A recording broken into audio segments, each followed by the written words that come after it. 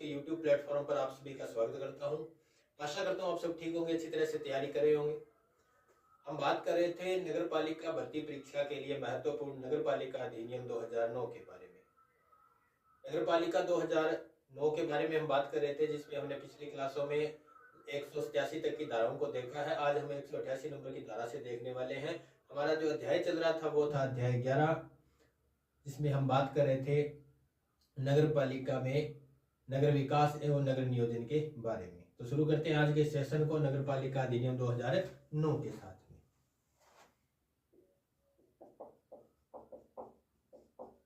नगर पालिका अधिनियम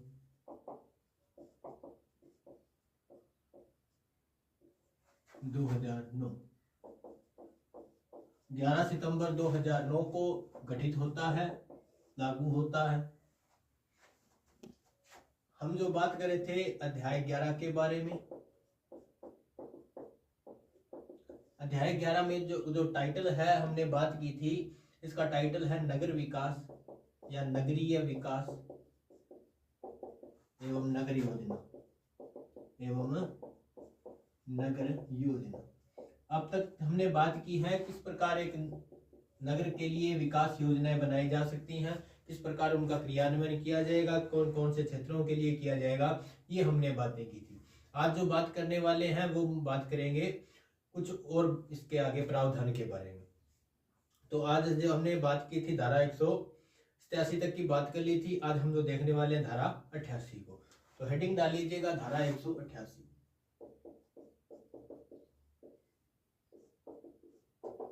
धारा 188 क्या कहती है? धारा 188 कहती है मार्ग, नाली और परिसर के निर्माण और उसके मरम्मत के दौरान जो सावधानियां बरतनी चाहिए, कौन कौन सी सावधानियां बरतनी चाहिए उसके बारे में। किसके बारे में? मार्ग, नाली और परिसर, या आप जो मकान बना रहे हो या कोई आप भवन बना रहे हो उसके निर्माण के वक्त कौन कौन सी सावधानियां रखनी पड़ेंगी, या उसके जो मरम्मत कर रहे हैं उसमें कौन कौन सी सावधानियां रखनी पड़ सकती है। कॉमन सेंस की बात है। आप कोई भीड़ भाड़ वाले इलाके में रह रहे हो, नगर में रह रहे हो, शहर में रह रहे हो, आप वहां पे कोई जैसे नाली बना रहे हो घर के आगे, तो सावधानियां ये रखनी पड़ेगी ना, कोई सामने दूसरे घर के यानी कि पानी ज्यादा इकट्ठा वहां पे ना हो जाए, आपके जो नाली थोड़ी ऊंची हो उसके नीचे हो तो आपका सारा पानी उसके घर के आगे चला जाएगा। ये बातें आपको ध्यान में रखनी होगी। मकान बना रहे हो तो ये ध्यान में रखना पड़ेगा कि पास वाले जो आपके साथ कोई जो रह रहा है उसके साथ वाले मकान में किसी प्रकार की कोई भी क्षति न हो, इस प्रकार का आपको ध्यान में रखना पड़ेगा। तो क्या लिखा हुआ इसमें लिखा हुआ गया मार्ग, नाली एवं परिसर के निर्माण या मरम्मत के दौरान बरती जाने वाली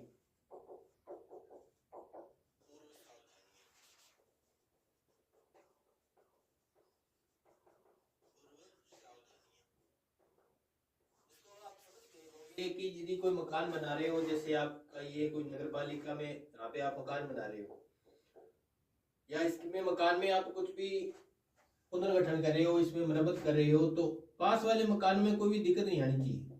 बस इसमें इतना ही है कि आपके साथी को कोई भी न्यूसेंस ना हो। आप यहाँ पे यदि कोई नाली निर्माण कर रहे हो तो इसको इससे कोई प्रॉब्लम ना हो, इसकी दीवार ना टूट जाए, इसका सब आपको ध्यान में रखना पड़ेगा। यहाँ पे यदि कोई मार्ग बना रहे हो तो मार्ग इस प्रकार से बने कि इसको कोई भी नुकसान नहीं हो, क्योंकि आपने जो स्वतंत्रता जो पढ़ी है, हम पढ़ते हैं ना मौलिक अधिकार में स्वतंत्रता का अधिकार, तो वो अधिकार आपको वहीं तक है जहां तक आपकी स्वतंत्रता से किसी दूसरे की स्वतंत्रता में कोई दिक्कत ना आए, तब तक आप स्वतंत्र हो। यदि आपकी स्वतंत्रता से किसी दूसरे की स्वतंत्रता बाधित होती हो तो उस वक्त आप दोषी माने जाओगे। वही बात इसमें लिखी गई है, यानी कि आप कोई भी निर्माण कार्य कर रहे हो तो किसी दूसरे को न्यूसेंस न हो, ये बात ध्यान में रखनी होगी। इसके बाद में कोई जो नहीं कि इसका जो जिम्मेदारी किसकी होगी, ये ध्यान रखने का ये कर्तव्य किसका है, तो यह कर्तव्य किसका हो सकता है? वहां का जो अधिकारी होगा, तो वहां का अधिकारी कौन है? सीएमओ है। तो ये कर्तव्य यानी कि इस बात पर निगरानी रखने का कार्य कौन करेगा? सीएमओ करेगा। ये ध्यान में आप रख लेना। ये धारा 188 है। अब देखेंगे धारा 189 के बारे में। स्क्रीनशॉट दे सकते हो आप। बढ़ते हैं आगे, देखते हैं धारा 189 को।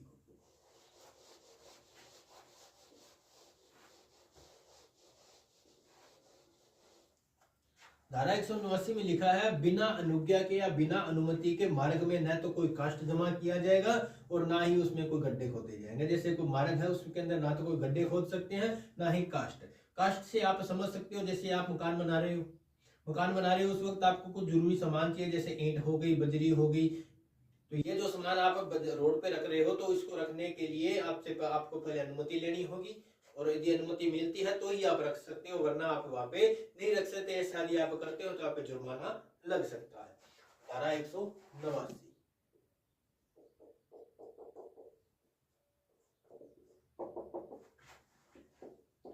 बिना अनुज्ञा के, अनुज्ञा मतलब अनुमति, बिना अनुमति के मार्ग में ना तो काष्ठ जमा किया जाएगा और न ही गड्ढे खोदे जाएंगे। यदि आप मकान बना रहे हो, जरूरी सामान जो आपको ईंट होगी, जैसे बजरी हो गई, सीमेंट वगैरह, या कुछ सरिया बाहर डाल रहे हो, या कुछ मलबा आप जिस रोड पर डाल रहे हो, और यदि आपने अनुज्ञा नहीं लिया तो आप पे जुर्माना लग सकता है। और अनुज्ञा देगा कौन? तो वही बात जो आपको नगर पालिका से इसकी क्या लेनी पड़ेगी, तो अनुमति लेनी पड़ेगी। अनुमति के बाद भी आप ऐसा करते हो तो भी आपको कुछ ध्यान में रखना होगा। जो भी आप ईंट वगैरह बाहर जो रख रहे हो, जो मलबा गिरा रहे हो आप उस बाहर, तो उसके चारों तरफ एक तो आपको बाड़ लगानी पड़ेगी, ताकि किसी भी प्रकार की कोई भी दुर्घटना न हो जाए। रात का समय है तो उस वक्त आपको क्या लगानी पड़ेगी, लाइटिंग भी लगानी पड़ेगी, रोशनी, वहां पर रोशनी की व्यवस्था करनी पड़ेगी, ताकि किसी प्रकार की कोई भी दुर्घटना न हो जाए। यदि आप इसका उल्लंघन करते हो, ये आप ध्यान में रख लेना, उल्लंघन करते हो, उल्लंघन करने पर जुर्माना, उल्लंघन करने पर आप पे जुर्माना लग सकता है। हमने पिछली कई धाराओं में जुर्माने की बात की है, इन सभी को एक साथ हम देखेंगे। जुर्माने को, जुर्माना कितना है तो 1000 से लेकर के 2000 रुपए, 1000 से लेकर के 2000 रुपए तक जुर्माना और सामान जब्त किया जा सकता है। ये लिखा गया धारा 189 में। और आपको सूचना दे दी कि ठीक है, अब इसके बाद आप ऐसा कुछ नहीं करोगे और ये जुर्माना जमा करवा दो। जैसे आपको 3 दिन का समय दे दिया, 3 दिन में ये सामान यहाँ से उठा लो और जुर्माना जमा करवा दो, वरना आपका सामान भी जब्त कर लिया जाएगा, जुर्माना तो आपसे लिया ही जाएगा। और 3 दिन का समय यदि निकल गया, उसके बाद भी ये सामान पड़ा है, तो आपको प्रतिदिन जुर्माना देना पड़ सकता है। बढ़ा करके नहीं दिए तो 1000 से 2000 तो है ही है, इसके बाद प्लस में प्रतिदिन का चार्ज अलग लगेगा। वो चार्ज कितना होगा, वो चार्ज होगा, प्रतिदिन का चार्ज कितना होगा, 50 से 100 रुपए। ये प्रतिदिन का चार्ज आपके एक्स्ट्रा लगा सकता है, अतिरिक्त प्रतिदिन कितना लिया जा सकता है आपसे, 50 से 100 रुपए। कब? जब यदि आपका वो समय निकल गया है और उसके बाद भी आप ये जारी रहते हुए, यानी कि जो अपराध जारी रहता है, तो आप पे अतिरिक्त जुर्माना लगाया जा सकता है 50 से 100 रुपए प्रतिदिन के हिसाब से। धारा 189 यही कहती है। हमने बात कर ली अच्छी तरह से। अब देखेंगे धारा 190 के बारे में। तो अभी तक तो हमने बात की सड़क के बारे में या मार्ग के बारे में। अब बात करेंगे फुटपाथ को लेकर के क्या यहाँ पे प्रावधान किए गए। तो धारा 190 बताती है फुटपाथों के बारे में। जो सड़क के दोनों तरफ जो फुटपाथ बनाए होते हैं, पैदल चलने के लिए जो फुटपाथ होते हैं, उनके बारे में बताती है धारा 190। तो धारा 190 190 फुटपाथों के संबंध में उपबंध, फुटपाथों के संबंध में उपबंध। फुटपाथ, जैसे ये कोई सड़क है, आपने देखा ही होगा, सड़क है, सड़क के इधर क्या बनाया जाएगा, फुटपाथ बनाया जाएगा। दोनों तरफ पैदल आवागमन के लिए क्या बनाए जाते हैं, फुटपाथ बनाए जाते हैं। इसमें लिखा गया है ये जो फुटपाथ है इसकी चौड़ाई कितनी होनी चाहिए, तो इसकी चौड़ाई होनी चाहिए 1.5 मीटर। इसके आधार पर नगर पालिका अधिनियम 2009 के अध्याय 11 के सेक्शन 190 के तहत इसमें जिसकी चौड़ाई कितनी होनी चाहिए, तो 1.5 मीटर इसकी चौड़ाई होनी चाहिए। तो इसमें लिखा गया फुटपाथ की चौड़ाई फुटपाथ की चौड़ाई कितनी होनी चाहिए? 1.5 मीटर। क्या ये चौड़ाई बढ़ाई भी जा सकती है क्या? तो इसमें वृद्धि की जा सकती है, वृद्धि भी इसमें की जा सकती है। तो वृद्धि करेगा कौन? क्वेश्चन यहां से अच्छा बनेगा कि वृद्धि करेगा कौन? क्या इसकी वृद्धि राज्य सरकार करेगी या सीएमओ करेगा, राज्यपाल करेगा या नगर पालिका करेगी? तो मैं बता दूं, ये जो सारे के सारे आंसर ही क्या हैं? गलत है। मतलब ना तो राज्य सरकार इसमें वृद्धि करेगी, ना सीएमओ, ना राज्यपाल, ना नगर पालिका। तो कौन करेगा जी इसमें वृद्धि? इसके अंदर वृद्धि करेगा, हमने एक धारा पढ़ी थी, धारा 55। कौन सी धारा पढ़ी थी? धारा 55, जिसमें लिखा गया था अन्य समितियां। अन्य समितियां। धारा 54 में हमने पढ़ी थी वार्ड समिति। क्या पढ़ी थी? वार्ड समिति, जिसमें 2 समितियों के बारे में थी। एक तो कार्यपालक समिति, कार्यपालिका समिति, और अन्य समितियां। ये तो थी वार्ड समितियां। और हमने पढ़ी थी धारा 55 में अन्य समितियां, जिसमें हमने एक समिति के बारे में बात की थी, भवन अनुज्ञा समिति। भवन अनुज्ञा समिति। कौन सी समिति के बारे में पढ़ा था? भवन अनुज्ञा समिति के बारे में पढ़ा था। तो ये है जी भवन अनुज्ञा समिति। ये जो भवन अनुज्ञा समिति है, यही इसके अंदर क्या कर सकती है? तो चौड़ाई में वृद्धि कर सकती है, यानी कि फुटपाथ इसकी चौड़ाई में वृद्धि करेगी। कौन करेगी? भवन अनुज्ञा समिति। भवन अनुज्ञा समिति द्वारा फुटपाथों की चौड़ाई में वृद्धि की जा सकती है, की जा सकती है। फुटपाथों की उपबंध किसमें दिए गए? धारा 190 में। चौड़ाई कितनी होगी? तो 101.5 मीटर बताया गया, यानी कि आप इसको ऐसे भी दिया जा सकता है 150 सेंटीमीटर, क्योंकि 1 मीटर में कितने सेंटीमीटर होते हैं? 100 सेंटीमीटर। तो 150 सेंटीमीटर भी दिया जा सकता है। वृद्धि पूछे कौन करेगा? इसमें वृद्धि भी की जा सकती है। कौन करेगा? ना तो राज्यपाल करेगा, ना नगर पालिका करेगी, ना सीएमओ करेगा, ना राज्य सरकार करेगी। कौन करेगी? एक समिति बनाई गई है नगर पालिका के संकर्म करने के लिए। कुछ समितियां बनाई गई है, उन समितियों में एक समिति बनाई गई है भवन अनुज्ञा समिति। ये जो समिति बनाई जाती है, ये कार्य करेगी किसके बारे में? फुटपाथों की चौड़ाई में वृद्धि करने का। इसको ध्यान में रख लेना, क्वेश्चन अच्छा बनेगा। स्टार लगा लेना, 1 नहीं, 3 नहीं, कितने स्टार? 7 स्टार लगा लो जी इसको। कितने स्टार लगा लो? 7 स्टार लगा लो। मैं तो कहता हूँ 9, 11 स्टार भी लगा लो। क्वेश्चन पक्का यहाँ से छप के निकलेगा। 23 मार्च का जो एग्जाम है, उसमें एक क्वेश्चन यहाँ से छपेगा। बाकी आप 119 प्रश्नों के बारे में सोचो। एक तो ये बन गया कि फुटपाथों की चौड़ाई में वृद्धि कौन करेगा। एक क्वेश्चन यहाँ से छप गया। अब आपको 119 प्रश्नों के बारे में पढ़ना है, अच्छी तरह से उसको पढ़ लेना। और अब देखते हैं आगे धारा 191 के बारे में। धारा 190 को पढ़ लिया, समझ गए होंगे। बात करते हैं धारा 191।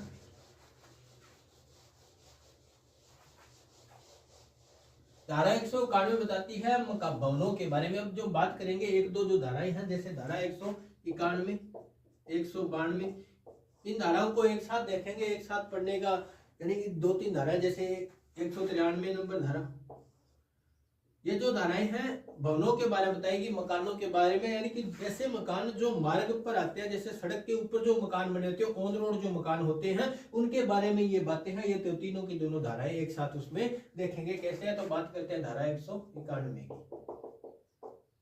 इनको एक साथ एक स्लॉट में देखेंगे। धारा 191, धारा 191 बताती है मार्ग के कोनों पर भवन।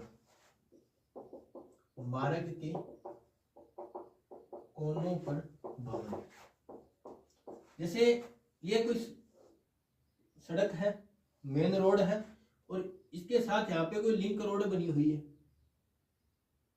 इस प्रकार से कोई क्या है? लिंक रोड बनी हुई है। और ऐसा भवन, यानी कि ये जो धारा 191 बताती है, किस भवन के बारे में बताए, किस मकान के बारे में। ऐसा कोई मकान जो इस प्रकार हो, चौराहे पर हो या इस प्रकार कोई एक दो मार्ग लगते हो, उसको दो सड़क लग रही हो उस मकान के एल शेप में, जिसमें दो सड़कें लग रही हो, उस मकान के बारे में है जो किनारे पर स्थित है, जो कोने पर स्थित है, सड़क के कोने पर स्थित मकान या जो मकान है, इसके बारे में बताती है कौन सी धारा? तो धारा 191। 191 मतलब वो एक साथ अलग है धारा, यानी कि किसमें है? तो कोने पर जो मकान बना है। क्या बताती है धारा? ये कहती है ये जो मकान, इसका जो ये कोना है कैसा होना चाहिए जी? थोड़ा सा गोल होना चाहिए,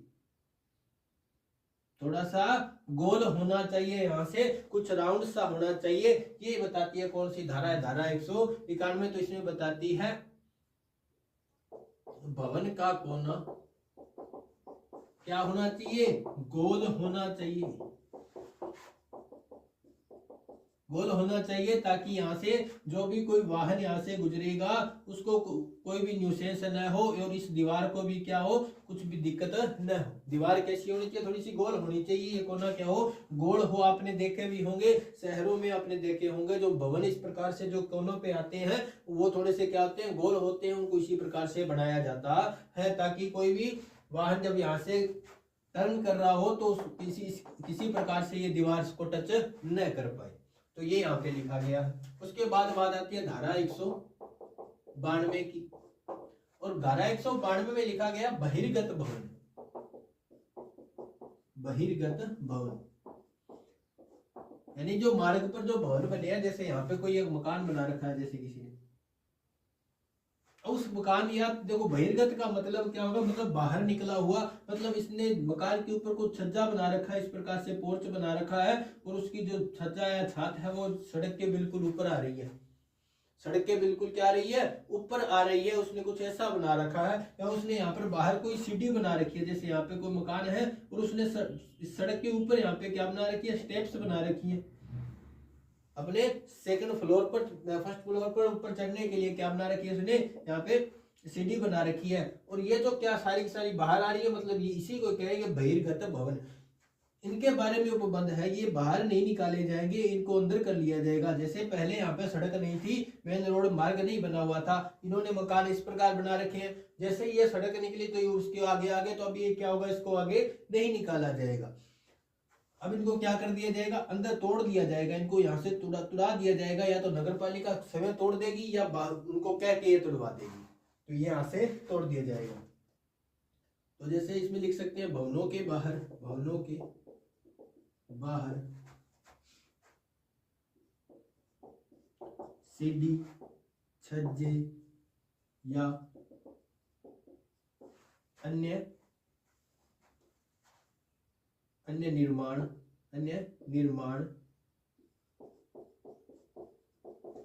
जो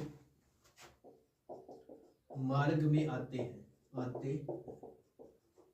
उन्हें नगर पालिका या तो खुद तुड़वा देगी, या उन व्यक्तियों से, यानी जिसका जो मालिक है उससे कह करके ये तुड़वा सकती है। ये बात किसमें लिखी है? धारा 192 में लिखी गई है।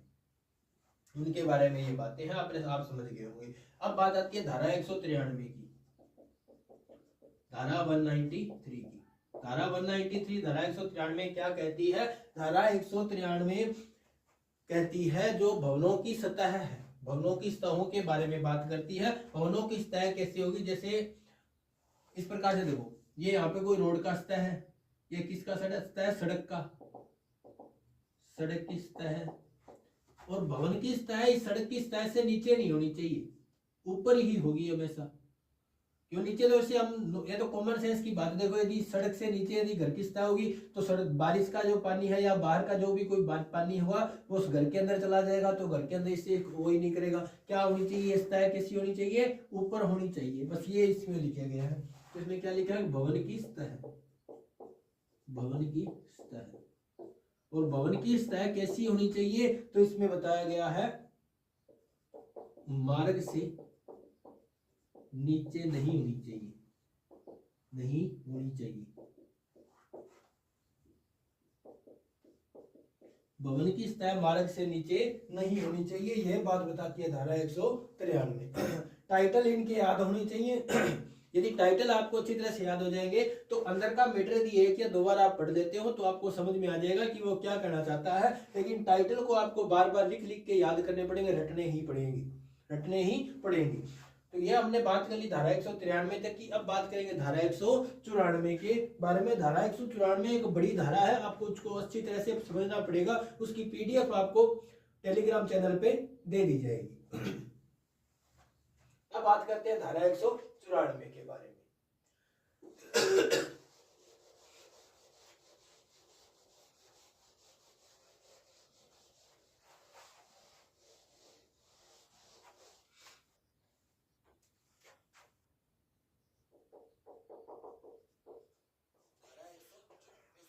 समस्त प्रकार के भवनों के बारे में उपबंध।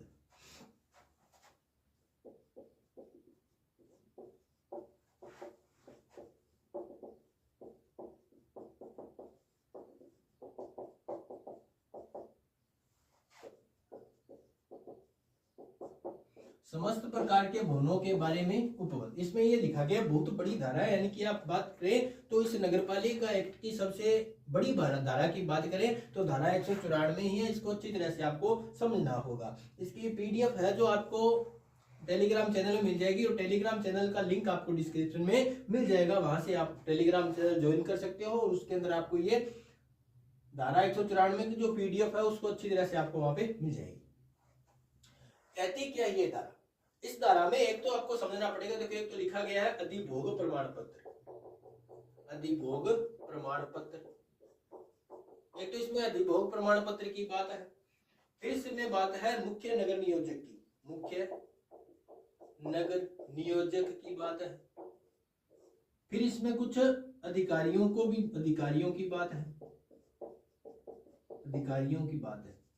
क्या है इसके अंदर? मुख्य अधिभोग प्रमाण पत्र क्या होता है? यदि आप कोई मकान बना रहे हो, आप कोई भवन बना रहे हो, उस भवन बनाने के बाद उसका जैसे निर्माण पूरा हो रहा हो, उस निर्माण पूरा होने से थोड़ा जस्ट पहले, 1 या 2 दिन पहले, या जैसे ही आप उस मकान में रहना प्रारंभ करो, अधिभोग स्टार्ट करो, अधिभोग का मतलब उसको आप उपयोग करना प्रारंभ करो, तो जैसे ही आप उस भवन को उपयोग करना प्रारंभ कर रहे हो उससे पहले आपको अधिभोग प्रमाण पत्र लेना पड़ेगा। इसके लिए आपको एक क्या देनी पड़ेगी? प्रार्थना पत्र जमा करवाना पड़ेगा।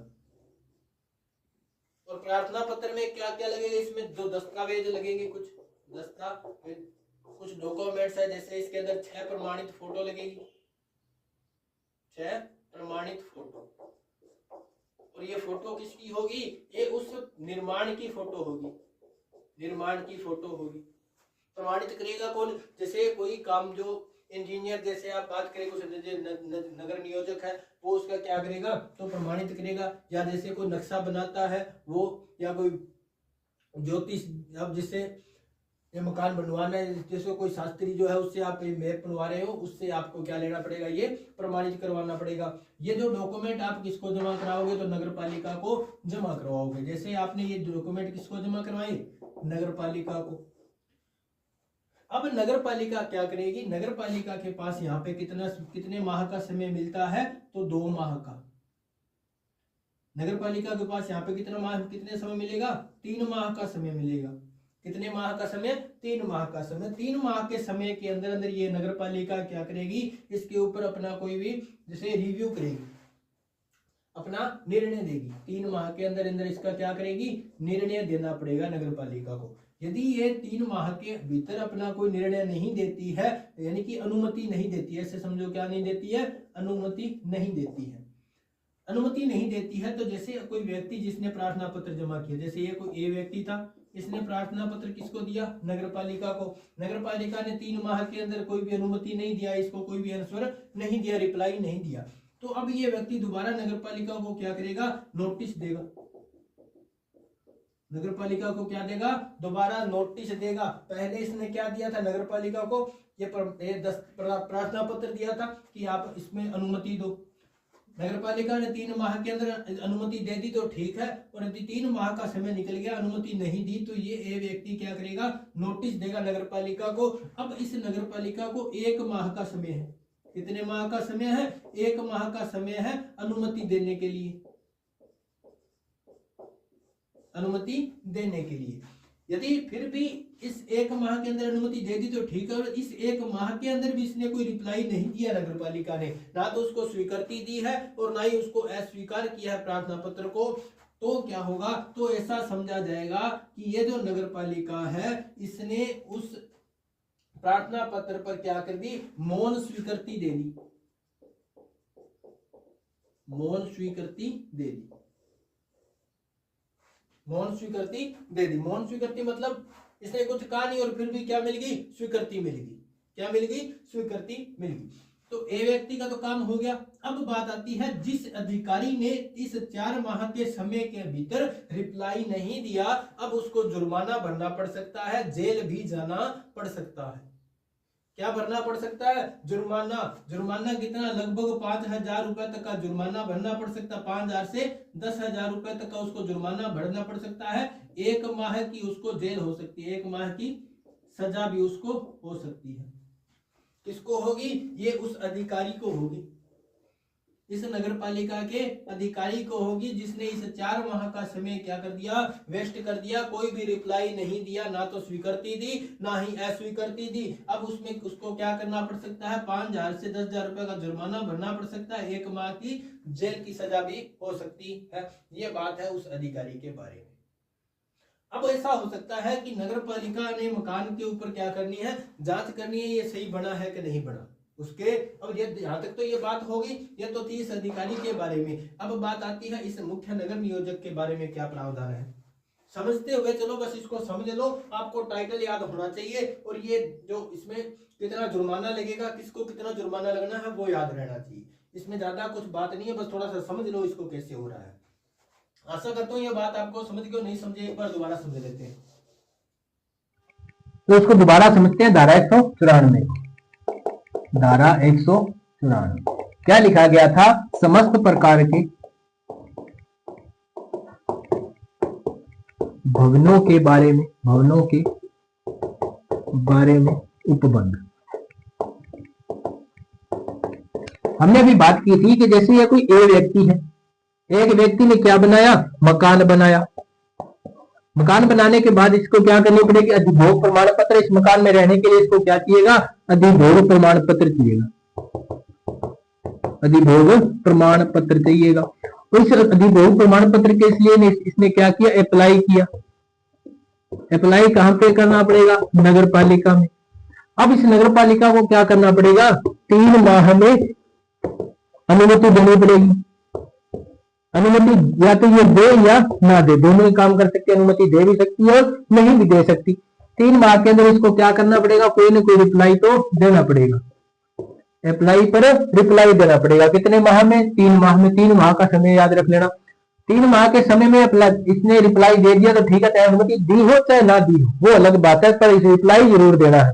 रिप्लाई नहीं दिया, कुछ भी नहीं किया इसने, तो अब ये जो ए व्यक्ति है ये नगर पालिका में क्या देगा, नोटिस देगा।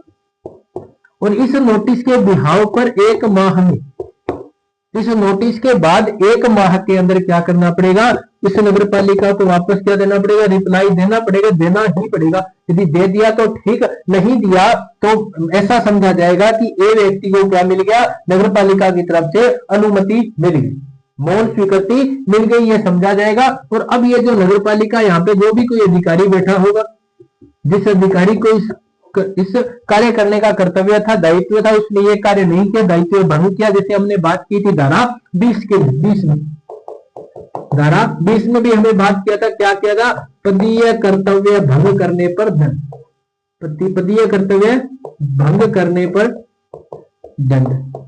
उसी प्रकार की बात इसमें यहाँ पे तो देखो, चुनाव आयोग के थे, कौन थे, चुनाव आयोग के कर्मचारियों के बारे में बात है। लेकिन यहाँ पे बात की हमें नगर पालिका अधिकारी की, आप थोड़ा सा रिलेट कर सकते हो। तो अब बात आती है, जैसे इसको क्या होगा, इसको जुर्माना लगेगा। कितना लग सकता है, 5,000 से लेकर के 10,000 रुपए तक का जुर्माना भरना पड़ सकता है, और 1 माह की सजा भी यहाँ पे हो सकती है। किसको होगी, तो उस अधिकारी को जिसने यहाँ पे पदीय कर्तव्य का भंग किया हो, यानी जिसने 4 माह का समय निकाल दिया हो, कुछ भी काम नहीं किया हो। अब बात करते हैं आगे। देखो ये समझने वाली बातें हैं, बाकी इसकी जो पीडीएफ आपको जोड़ा पीछे इसके टेलीग्राम चैनल पर मिल जाएगी, जिसका लिंक डिस्क्रिप्शन में आपको मिल जाएगा। अब बात क्या हुई कि ये व्यक्ति था, इसने मकान बनाने के लिए नगर पालिका के पास यहाँ पे अधिभोग प्रमाण पत्र के लिए गया। नगर पालिका कह रही है हम पहले तेरे मकान की जांच करेंगे सही है या नहीं है, फिर तेरे को अनुमति देंगे। बोला जी ठीक है आप जांच करवा लो। किससे करवाओगे? तो इसने कहा जी हम नगर नियोजक से करवाएंगे, मुख्य नगर नियोजक से। मुख्य नगर नियोजक से क्या कराएंगे? उस मकान की जांच करवाएंगे। अब ये मुख्य नगर नियोजक गया एक के पास, इसका मकान देखने गया। यहाँ पे इसका अच्छा खासा बिल्डिंग बनी हुई, मकान बना हुआ था बढ़िया। मकान जांच किया, इसमें पता लगा कि ये जो दीवार है, जो सड़क के पास वाली दीवार है, इसमें ईंट है जो घटिया किस्म की लगी हुई है, कभी भी गिर पड़ सकती है। ये दीवार कभी भी गिर पड़ सकती है, इसको पता तो चल गया। लेकिन ये व्यक्ति ने इसको 2-5 हजार रुपए की रिश्वत दे दी। 2-5 हजार रुपए देकर के मामला ठंडा मीठा कर लिया कि ठीक है आप इसको एक बार, थोड़ी सी दिक्कत है, ज्यादा कोई दिक्कत नहीं, 2-4 रद्दे ऐसे हैं जो खराब है, नीचे नीचे वाली जो नींव भरी वो कच्ची ईंटों की भर दी हमने। अब देखो यार नींव कच्ची ईंटों से भर रखी है तो मकान तो नीचे गिरेगा, नींव ही इसकी मजबूत नहीं है। लेकिन फिर भी इसने कहा चल वो तो जमीन के अंदर दब गई, क्या दिक्कत है, कौन देखने को आता है, बाहर आप ऊपर ऐसे करो, लिपाई बढ़िया कर दो, टाइल्स बढ़िया लगा दो ताकि वो दिखे नहीं। इसने इसको ऐसी सलाह दे के आ गया। अब इसने नगर पालिका को सलाह दे दी कि ठीक है मकान तो बिल्कुल सही है, ओके गुड, आप अधिभोग प्रमाण पत्र दे दो। मुख्य नगर नियोजक ने जांच की, जांच में एक दीवार फाल्ट थी, लेकिन फिर भी इसने क्या किया, नगर पालिका को ये कह दिया कि बात बिल्कुल सही है, मकान बिल्कुल सही है, आप इसको अधिभोग प्रमाण पत्र दे दो। इसको अधिभोग प्रमाण पत्र दे भी दिया। ये मकान में रह रहा है और अभी माह चल रहा था मई जून का माह चल रहा था। जैसे ही जून और अभी जुलाई अगस्त में जैसी वर्षा हुई, मतलब 2-2.5 महीने बाद, 1-2 महीने बाद जैसी बारिश हुई, ये जो मकान था इसके नीचे जैसे ही पानी भरा तो ये जो दीवार थी वो गिर गई। कच्ची ईंटों की नींव थी, कितने देर टिकने वाली थी, गिरनी तो जरूर थी, वो गिर गई। तो यहाँ से पास में कोई गाड़ी जा रही थी, गाड़ी के ऊपर ये जो दीवार थी पर गिर गई, मतलब नुकसान हो गया, एक्सीडेंट हो गया। अब ये नगर पालिका ने कहा कि ये क्या हुआ। अब उस व्यक्ति ने केस किया जिसकी गाड़ी पर एक्सीडेंट हुआ था, बंदा किस्मत से बच गया था, उसने केस कर दिया कि इसकी दीवार गिरने से मेरी गाड़ी का एक्सीडेंट हो गया। अब आपको जांच कीजिए, पुलिस वाले हैं, जांच की तो पता चला कि इसकी जो नींव थी वही कच्चे ईंटों की भरी हुई थी, तो दीवार तो गिरने पड़ने वाली थी। मामला उठ गया, मामला मीडिया तक पहुंच गया। मामला बाद में क्या हुई, बात अखबारों में आ गई, अखबारों में संज्ञान लिया गया, नगर पालिका ने संज्ञान लिया, लेना ही पड़ा था, दबाव था। अब नगर पालिका ने मुख्य नगर नियोजक को बुलाया कि क्या बात हुई, तुमने तो कहा था ये बिल्कुल सही है, या तो तुमने जांच सही नहीं की, पास में जाकर के देख के आगे, या बैठे बैठे कह दिया जी ठीक है बिल्कुल, कौन जाए वहां पे, कौन इतना मत्था मारे, तो आपने ये बात कर दी। या तुमने उससे को 2-5 हजार रुपए ले लिए होंगे ताकि आपने वो बात जो सारी पलट दी, यानी उस दीवार को आपने छुपा दिया।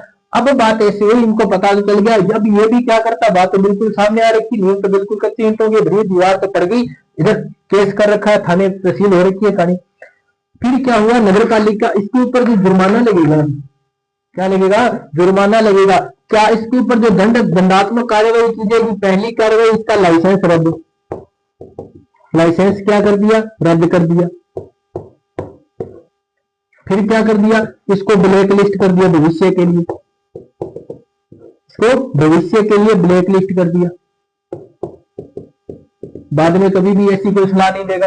और इस पे क्या कर दिया, अब इसके ऊपर 6 माह की सजा भी हो सकती है, 6 माह की सजा भी हो सकती है। और अब जो जुर्माना लगेगा वो बहुत बड़ा है, 20,000 से लेकर के 50,000 रुपए तक का इस पे जुर्माना भरना पड़ सकता है इसको।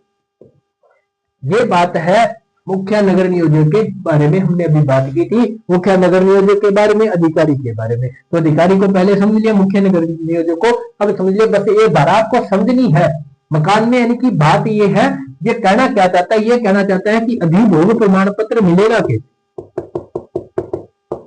अधिभोग प्रमाण पत्र मिलेगा कैसे।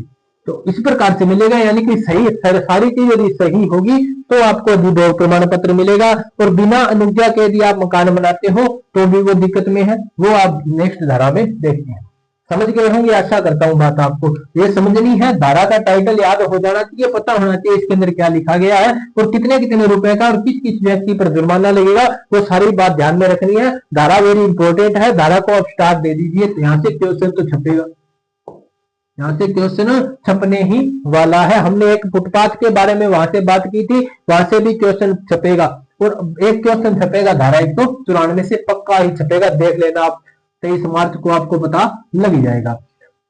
अब बात करते हैं धारा 194 क के बारे में। धारा 194 क, इसमें लिखा गया है बिना अनुज्ञा के, बिना अनुज्ञा के,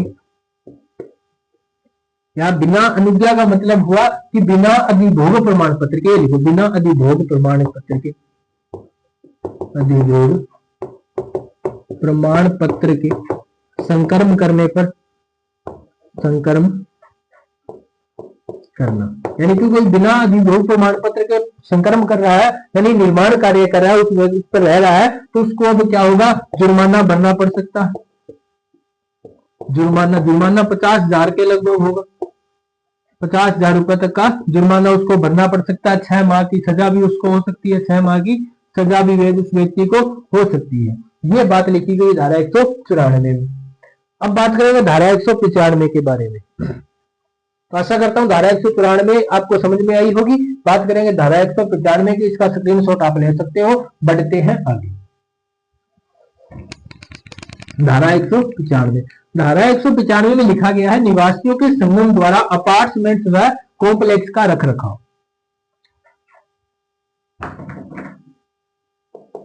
धारा 195, इसमें लिखा गया निवासियों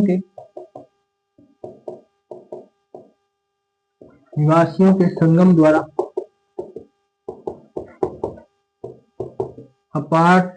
अपार्टमेंट व कॉम्प्लेक्स का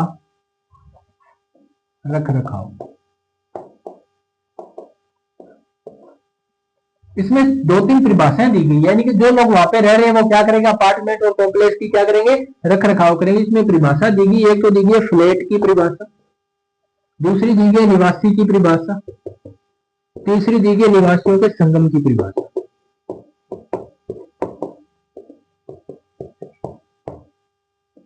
इसमें क्या किया, 2-3 परिभाषाएं दी गई हैं, वो आप ध्यान में रख लेना। पूछा जा सकता है ये परिभाषा कौन से धारा में दी गई है, कौन से अध्याय में दी गई है, इसके बारे में क्या लिखा गया है। फ्लैट किसको बताया गया है, जहां पर लोग निवास करते हैं, लोग निवास करते हैं, वो क्या कहलाएगा, फ्लैट। निवासी क्या कहलाएंगे, यानी कि फ्लैट में रहने वाले लोग, फ्लैट में रहने वाले क्या कहलाएंगे, निवासी कहलाएंगे। फिर बात आती है तो निवासियों का संगम क्या कहलाएगा, तो कई फ्लैट में रहने वाले, कई फ्लैट में रहने वाले क्या कहलाएंगे जी, वो कहलाएंगे निवासियों का संगम। और इन निवासियों के संगम द्वारा क्या किया जाएगा, अपार्टमेंट व जो कॉम्प्लेक्स है उसका रख रखाव किया जाएगा। तो इसका स्क्रीनशॉट दीजिए। बढ़ते हैं आगे। तो इसका स्क्रीनशॉट ले लिया होगा। बढ़ते हैं आगे, देखते हैं धारा 196 के बारे में।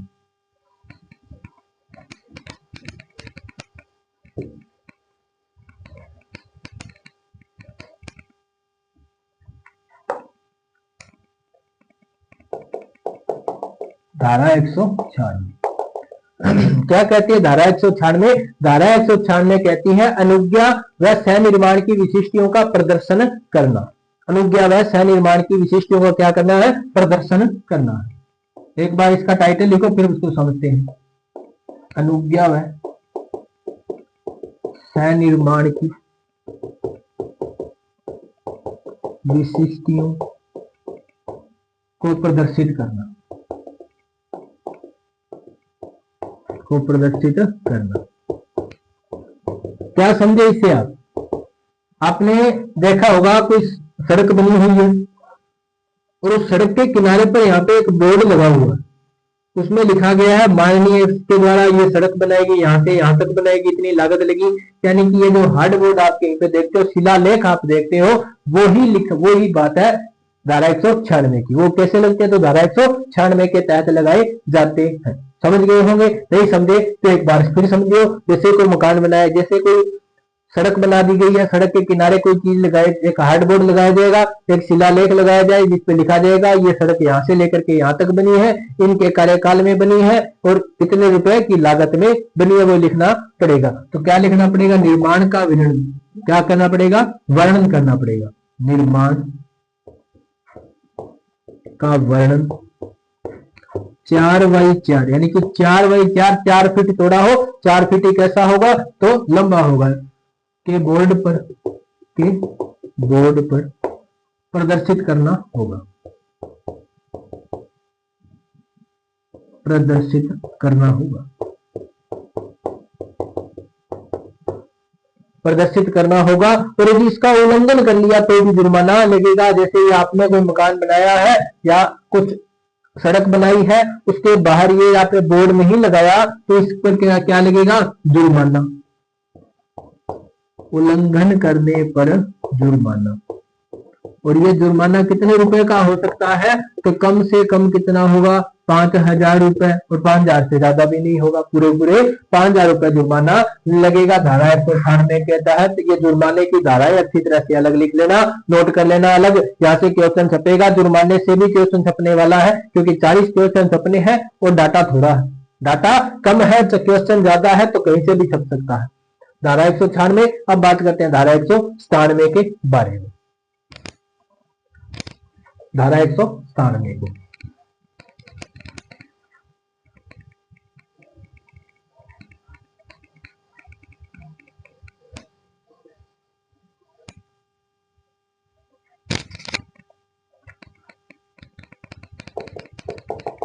धारा 197 इसमें लिखा है मरम्मत व निर्माण के दौरान होर्डिंग्स लगाना। मरम्मत के दौरान क्या लगाया जाएगा, होर्डिंग्स लगाना। मरम्मत के दौरान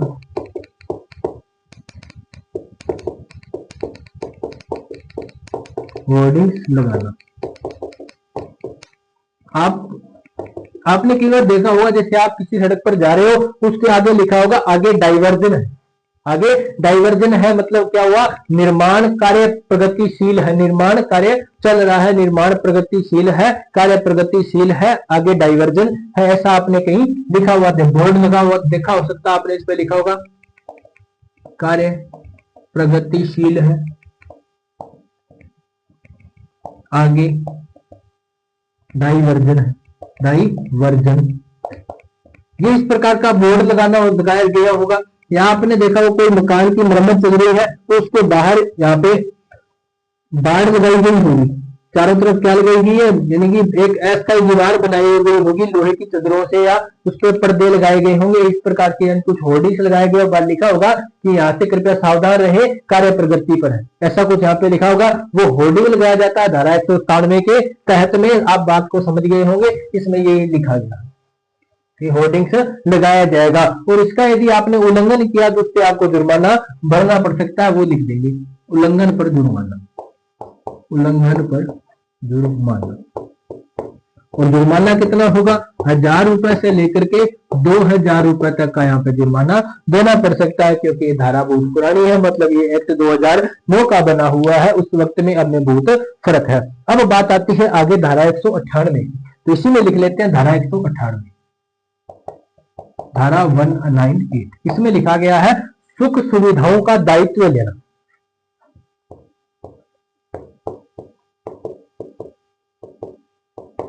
सुख सुविधाओं का दायित्व लेना, यानी कि नगर पालिका आपको इतने सुख सुविधाएं दे रही है तो आपको भी कुछ दायित्व लेना पड़ेगा, ऐसी बात है। देखो इसको समझने में, बाकी इसके बाद क्या लिखा गया, इसमें लिखा गया जैसे कोई बिल्डिंग में यहाँ पे मकान बनाई, कोई बिल्डिंग बना दी, अब उस बिल्डिंग के जो भी दस्तावेज हैं वो नगर पालिका को जमा करवाने पड़ेंगे। नगर पालिका उस संक्रम के क्या करेगी, निर्माण के दस्तावेज वहां से ले। ये बात इसमें लिखा गया है। इसमें लिखा क्या गया, नगर पालिका, यानी कि कोई बिल्डर्स ने यहाँ पे क्या बना दी, बिल्डिंग बना दी, अब उसके दस्तावेज, बिल्डिंग से जो भी दस्तावेज है वो किससे ले लेगी, तो नगर पालिका बिल्डर से ले लेगी। नगर पालिका बिल्डर्स से समस्त दस्तावेज ले लेगी। ये किसमें लिखा है, धारा 198 में लिखा गया है। अब बात करते हैं धारा 199 की। छोटी छोटी धाराएं, टाइटल याद हो जाएगा, आगे की बात आपको समझ में आ जाएगी। टाइटल में ही बातें लिखी गई। सुख सुविधाओं मतलब यहाँ पे आप दस्तावेज से समझ सकते हो, जो भी दस्तावेज उस बिल्डिंग के होंगे वो सारे के सारे कौन ले लेगा, तो नगर पालिका, यानी कि उसकी जिम्मेदारी है वो कौन ले रही है, नगर पालिका ले रही है। अब बात करते हैं धारा 199 की, लगभग इसी से संबंधित वही धारा है। धारा 198 में तो लिखा गया था जो बिल्डर है उससे लेने, यानी कि जो बिल्डर बना रहा है उसके बाद क्या है, यानी कि कोई और अभिकरण के द्वारा, जैसे धारा 199, धारा 199, धारा 199 में लिखा गया है अन्य अभिकरण के द्वारा जो विकसित जो भी कॉलोनियां हैं उनके जो दस्तावेज वो कौन ले लेगा, तो नगर पालिका ले लेगी। अन्य अभिकरणों द्वारा विकसित कॉलोनियां नगर पालिका को सौंपा जाना, नगर पालिका को सौंपा जाना। जैसे कोई ये नगर पालिका क्षेत्र है और यहाँ पे किसी बिल्डर ने क्या बना रखी है, नगर पालिका, यानी पहले यहाँ पे क्या बना, एक कॉलोनी बना दी, कॉलोनी अलग काट दी, और ये कॉलोनी अब नगर पालिका के क्षेत्र में आ रही है, तो इसका जो भी बिल्डर है या इसका जो भी क्या हो, यानी कि बनाने वाला व्यक्ति जो भी अधिकरण, या जैसे कोई पीडब्ल्यूडी है या कोई और जैसे कोई इंजीनियर है या इसका जो कोई और बिल्डर है, उसने जो कॉलोनी बनाई है उस कॉलोनी के जो डॉक्यूमेंट सारे सारे किसको दे देगा, तो अब नगर पालिका को ये कॉलोनी किसको सौंप दी जाएगी, नगर पालिका को सौंप दी जाएगी रख रखाव के लिए। ये आप ध्यान में रख सकते हो। बस इतना इसके अंदर लिखा गया है, इसमें ना कोई जुर्माने की बात लिखी गई है ना कोई और, बस लिखा गया धारा 199 में अन्य अभिकरणों द्वारा निर्मित विकासित जो भी कॉलोनियां है नगर पालिका को सौंप दी जाएगी। ये बात ध्यान में रख लेना। तो इसी के साथ हमारा पूरा होता है अध्याय 11, और हम अगले जो सेशन जैसी अगली क्लास आएगी उसके अंदर हम बात करेंगे अध्याय 12 के बारे में, जिसमें लिखा है नगर पालिका की शक्तियां। तो आज के लिए इतना ही। कैसी लगी आज की क्लास हमें कमेंट में जरूर बताना, अगर अच्छी लगी तो लाइक कर देना, अपने साथियों को शेयर कर देना। मिलते हैं अगली क्लास में, तब तक के लिए धन्यवाद।